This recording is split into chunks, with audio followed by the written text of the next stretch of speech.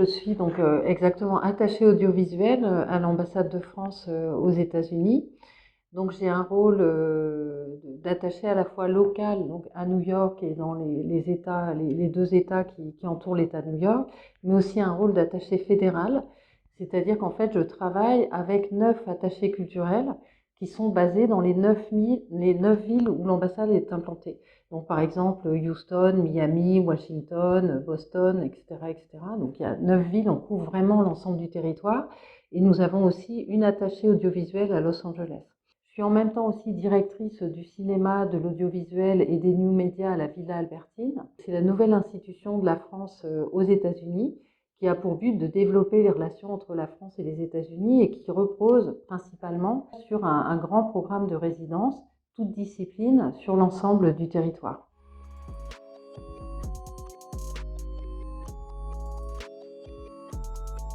La VR à l'international et aux États-Unis en particulier, les créateurs VR français sont très reconnus et étaient même des pionniers à une certaine époque. Donc on a une très grande visibilité française sur la création VR. Aux États-Unis, les grands endroits prescripteurs pour la VR, ça va être, qui sont des festivals de cinéma en même temps et à l'origine, en fait, ça va être par exemple Sundance ou le festival de Tribeca. Il y en a aussi beaucoup à South By.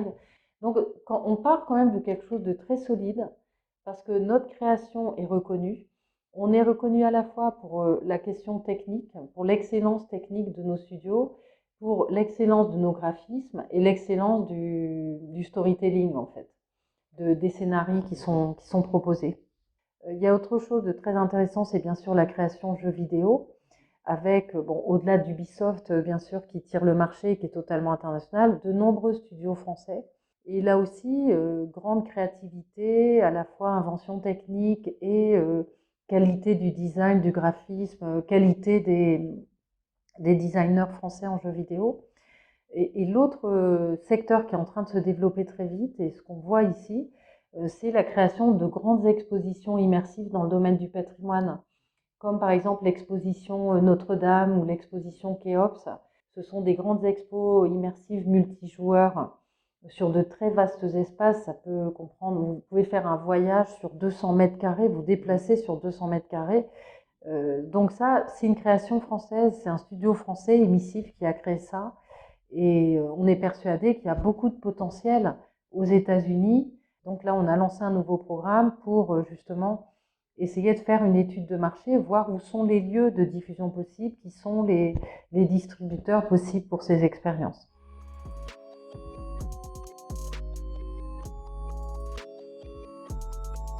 Dans cet univers métaverse, il y aura forcément à un moment donné des projections, de même qu'il y a déjà des spectacles, par exemple. Là, par exemple, il y a une expérimentation intéressante qui a été faite par Meta, donc ex-Facebook, au dernier festival de Tribeca. Ils ont proposé au public l'accès gratuit à des courts-métrages dans le métaverse, donc sur leur casque Oculus Quest.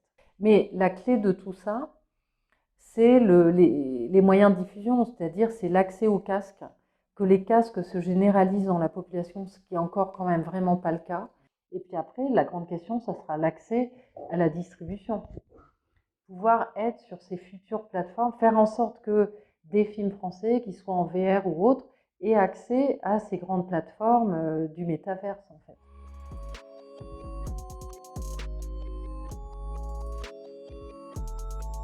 Oui, alors la place du cinéma français, elle est toujours très importante. Elle est historiquement aussi importante aux États-Unis. On a une très très bonne visibilité dans les principaux festivals américains, dans les médias. Il y a des films qui ont un gros succès. Par exemple, le film de Julia Ducournau, Titane, avait fait quand même 1 million de dollars de recettes en 10 jours juste après sa sortie. Donc c'était vraiment très, très important. On a le Toronto Film Festival qui commence bientôt, dont on parlait tout à l'heure. Et à Toronto, nous avons quand même une cinquantaine de films français et de coproductions françaises qui sont sélectionnés, ce qui est énorme.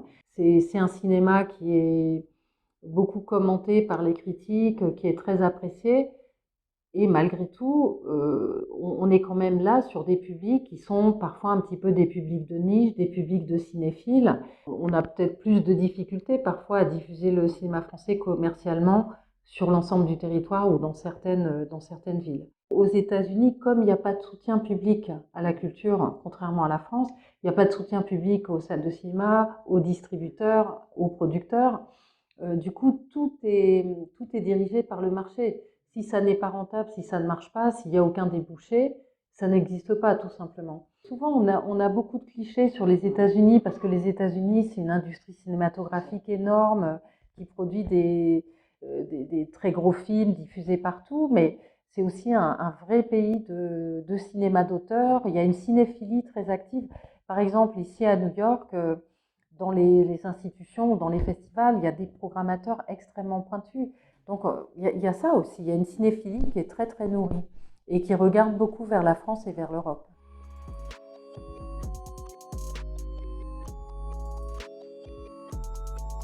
Nous, on soutient les programmateurs américains quand ils font, par exemple, des rétrospectives, des présentations de films. On aide au déplacement des talents français quand ils viennent accompagner leurs films. Unifrance le fait aussi, mais aussi au niveau de l'État français, donc en France.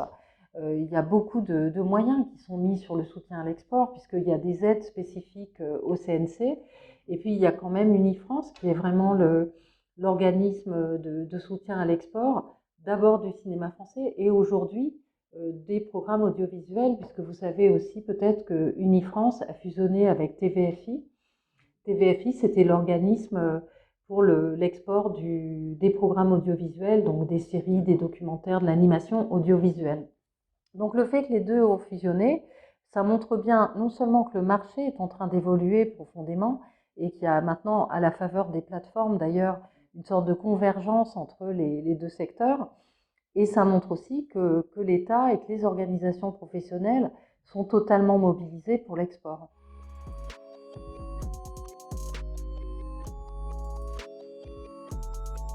On sait tous que c'est maintenant absolument déterminant à la fois pour les séries et pour les films. Si vous regardez par exemple 10%, donc chaque agent a en moyenne 80 comédiens. On les aide à trouver des rôles, on négocie leurs contrats, on les accompagne dans la gestion de leur carrière. En échange, on prend 10% de la rémunération. Alors, je te présente Hervé, l'assistant de Gabriel Sardar, Noémie, l'assistante de Mathias Barneville. Bonjour. Et, pardon, comment tu t'appelles déjà? Camille. Camille, voilà. L'histoire de 10%, c'est intéressant parce que cette série, elle avait déjà été exploitée sur France Télévisions, donc elle était déjà bien connue, mais ensuite elle a été remise sur Netflix pendant le Covid, ce qui fait que sa notoriété a été décuplée, et du coup ça a eu des conséquences concrètes pour la production, puisqu'ils ont pu vendre des remakes de leur série sur plein de territoires, je ne sais plus, au moins une dizaine de territoires, et en même temps, la série a gagné, et ça c'était totalement exceptionnel dans notre histoire en fait, a gagné le prix de la meilleure série aux Emmy Awards en 2021. Je ne sais pas si ça serait arrivé malgré la qualité de la série, quelques années auparavant, avant cette explosion des plateformes et avant le fait que finalement ces séries acquièrent une notoriété internationale qu'il n'y avait pas avant. Et là, du coup, ça nous permet d'aborder un autre sujet parce qu'il y a l'exportation, mais il y a aussi l'attractivité. Et on travaille beaucoup avec le CNC justement pour promouvoir la France comme terre de tournage, avec tous ces studios, ces dispositifs, crédits d'impôt, etc. Parce que l'arrivée des plateformes démultiplie la production, et donc il y a une concurrence très forte dans les pays étrangers, notamment européens, pour attirer le plus de tournages possible, puisque derrière, vous avez des bassins d'emploi qui sont vivifiés comme ça, toutes les industries techniques qui en profitent aussi.